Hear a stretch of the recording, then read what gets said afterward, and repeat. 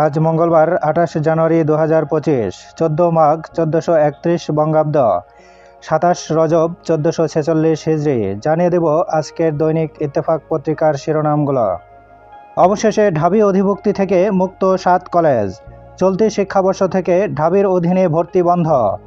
বর্তমান শিক্ষার্থীদের ব্যাপারে দায়িত্বশীল হবে ঢাবি। রূপরেখা দেবে মন্ত্রণালয়ের গঠিত বিশেষজ্ঞ কমিটি। 24 ঘন্টার মধ্যে স্বতন্ত্র বিশ্ববিদ্যালয়ের রূপরেখা চান শিক্ষার্থীরা। ট্রাম্প মোদি ফোন আলাপ, বিশ্বস্ত অংশীদারত্ব গড়ে তোলার অঙ্গীকার। গ্যাসের মূল্য বৃদ্ধির প্রস্তাব, পোশাক ও টেক্সটাইল খাতে খরচ বাড়বে 18,000 কোটি টাকা। শিল্পায়ন ও অর্থনীতিতে দীর্ঘমেয়াদী নেতিবাচক প্রভাব ফেলবে।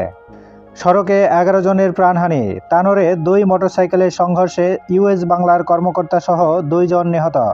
ফখরুল চরমোনাই পীরের বৈঠকে লিখিত সিদ্ধান্ত, ন্যূনতম সংস্কার শেষে দ্রুত নির্বাচন প্রত্যাশা বিএনপি ও ইসলামী আন্দোলনের। ইংরেজি নতুন বছর উপলক্ষে ডক্টর ইউনূসকে নরেন্দ্র মোদীর শুভেচ্ছা।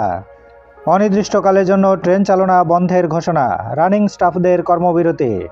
প্রতিদিন দৈনিক পত্রিকাগুলোর শিরোনাম জানতে লাইক, কমেন্ট এবং সাবস্ক্রাইব করুন। এবার শেষের পাতা।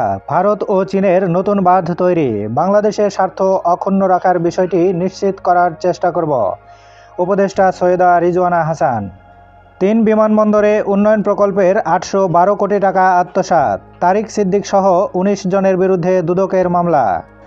আত্মসমর্পণ করে জামিন পেলেন পরীমণি। প্রথম ধাপে মালয়েশিয়ায় যেতে পারবেন বাদ পড়া 8,000 কর্মী, পররাষ্ট্র মন্ত্রণালয়ের ব্রিফিং। মানি লন্ডারিং মামলায় খালাস পেলেন নুরুদ্দিন অপু। ট্রাম্পের হুমকিতে নতি শিকার কলম্বিয়ার, নামতে দেয়া হলো অভিবাসীবাহী বিমান। শরণার্থীদের হাতকড়া পরিয়ে ব্রাজিলে পাঠালো যুক্তরাষ্ট্র।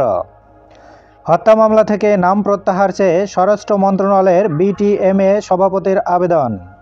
শেয়ার বাজারের আস্থাহীনতায় দর হারাচ্ছে ভরসার বহুজাতিক কোম্পানিও।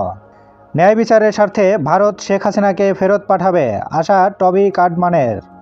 বিএসএমএমইউ এর গবেষণা প্রতিবেদন, প্রবীণদের 1/4 অপুষ্টির শিকার। হাকালুকি হাওরে কমেছে পাখি, দেখা মিলল বিরল প্রজাতির বৈকাল তিলিহাস। সংকটাপন্ন ফুলুরি ও রং ভূতিহাস। সাগর রুনি হত্যাকাণ্ড, 115 বারের মতো পেছালো প্রতিবেদন জমার তারিখ।